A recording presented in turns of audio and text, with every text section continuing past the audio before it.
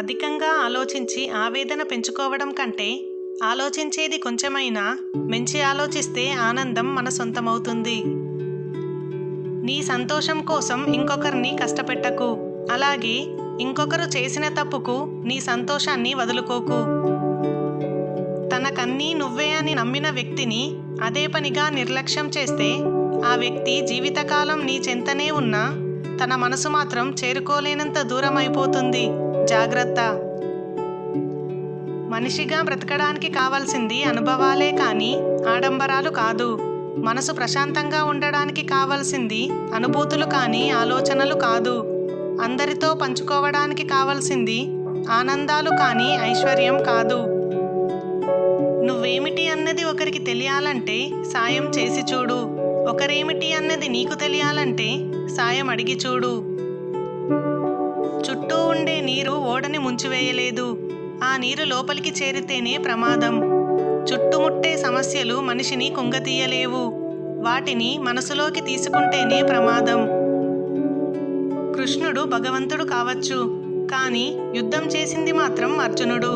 మనం నేర్చుకోవాల్సింది ఏంటంటే భగవంతుడు దారి మాత్రమే చూపుతాడు, కానీ జీవితంతో పోరాడాల్సింది మాత్రం మనమే. ప్రతి సమస్యకు పరిష్కారాలు ఉంటాయి. ఏది సరైనదో ఎన్నుకోవడంలోనే మన జీవితం ఆధారపడి ఉంటుంది. ఆకర్షణ విచక్షణను చంపేస్తుంది. బంగారు లేడికి ఆకర్షింపబడిన సీతమ్మకు అసలు బంగారు లేడి ఉండదనే విచక్షణను కోల్పోవడం వల్లనే రామచరణాలకు దూరమై రావణ చెరలో బందీ అయిపోయింది. నచ్చినవన్నీ కోరుకోవడం అంటే కష్టాలను కొని తెచ్చుకోవడమే. ఒక వ్యక్తి గురించి కథలు వినాలంటే పక్కవారితో మాట్లాడండి. నిజాలు వినాలంటే అతనితోనే మాట్లాడండి. తప్పు నీది నాది అని చూడకుండా సర్దుకుపోయే మనసుంటే ఎలాంటి బంధమైనా కలిసే ఉంటుంది. వదిలించుకునే ఉద్దేశమే ఉంటే ఎప్పటికీ కలవలేదు. కలిసి వచ్చినోడు లైఫ్లో కొంచెం తొందరగా సెటిల్ అవుతాడు. కష్టపడేవాడు కొంచెం లేట్ అయినా సెటిల్ అవుతాడు. గేదెకి గడ్డి దొరికినంత తొందరగా సింహానికి జింక దొరకదు కదా. విశ్రాంతిగా కూర్చొని అభివృద్ధి చెందుతాములే అని వేచి చూడకండి. వెంటనే లేచి పని ప్రారంభించండి. శ్రద్ధ సహనంతో ఉండి చూడు. జీవితం నీకు చాలా పాఠాలను నేర్పుతుంది. ఓర్పు ఓటమెరగదు. సహనంతో సాధ్యం కానిది లేదు. ఈ రెండూ ఉన్నవాళ్ళు జీవితంలో ఎప్పటికీ ఓడిపోరు. ఇదే నిజమైన జీవితం. సమయం విలువ తెలియనివాడు జీవితం విలువని అర్థం చేసుకోలేడు. తాను గొప్పగా జీవిస్తున్నానని, తోపు తుర్బులమని నీ హుందాతనాన్ని తెలపడానికి వేరొకరిని హేళన చేస్తూ మాట్లాడకు. అది సంస్కారం, సభ్యత లేనివారు చేసే పని. ఏడ్చినవాడు బలశాలి కాదు. ఏడ్చినా తిరిగి లేచి సమస్యలను ఎదుర్కొనేవాడు బలమైనవాడు. జీవితంలో నవ్వడం నేర్చుకోవాలి, నటించడం కాదు. అందర్నీ నవ్వించడం తెలుసుకోవాలి, ఏడిపించడం కాదు. అయినా ఎందుకో ఈ రోజుల్లో నటించేవాడే నవ్వుతున్నాడు.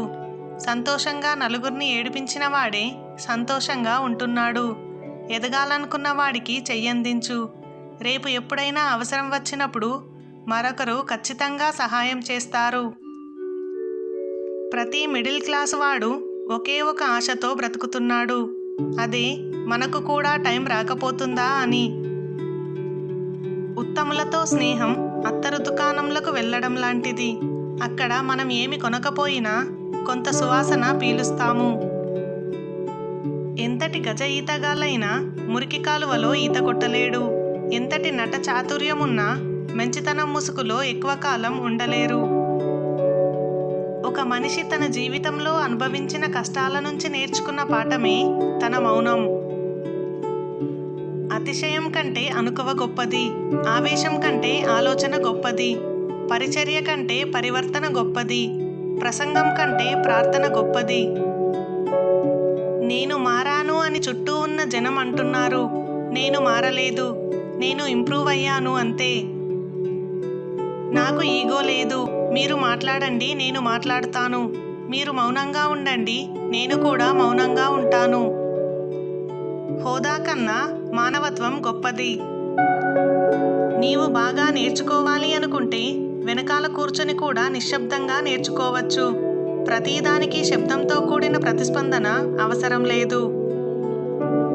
నీ వల్ల ఒక ఇల్లాలు బాధపడినా, నీ వల్ల ఒక ఆడది బాధపడినా, నువ్వు ఎన్ని పుణ్యాలు చేసినా, నువ్వు ఎన్ని తపస్సులు చేసినా ఆ శోకం నిన్ను మృత్యు రూపంలో కబలిస్తుంది. అందుకని ఆడవాళ్ళ జోలికి వెళ్ళొద్దు. మర్చిపోవడం వాళ్ళకి సులువైనప్పుడు మారిపోవడం నీకు కష్టమా? పరిచయం పెరిగే కొద్దీ ప్రశ్నించే తత్వం తగ్గిపోతుంది.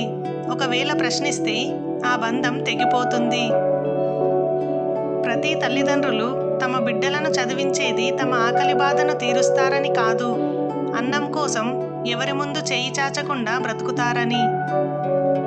మన కోసం మనం బ్రతకడం కాదు, మన అనుకున్న వాళ్ళ కోసం కూడా బ్రతకడమే జీవితం.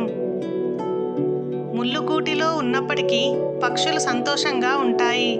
ఏసీ భవనాలలో ఉన్నప్పటికీ మనుషులు మనశ్శాంతి లేకుండా ఉన్నారు. సకాలంలో కావలసినంత వరకు సరైన వ్యక్తులపైన సరైన విషయంలో కోపం చేసుకునే వ్యక్తి ప్రశంసించబడతాడు.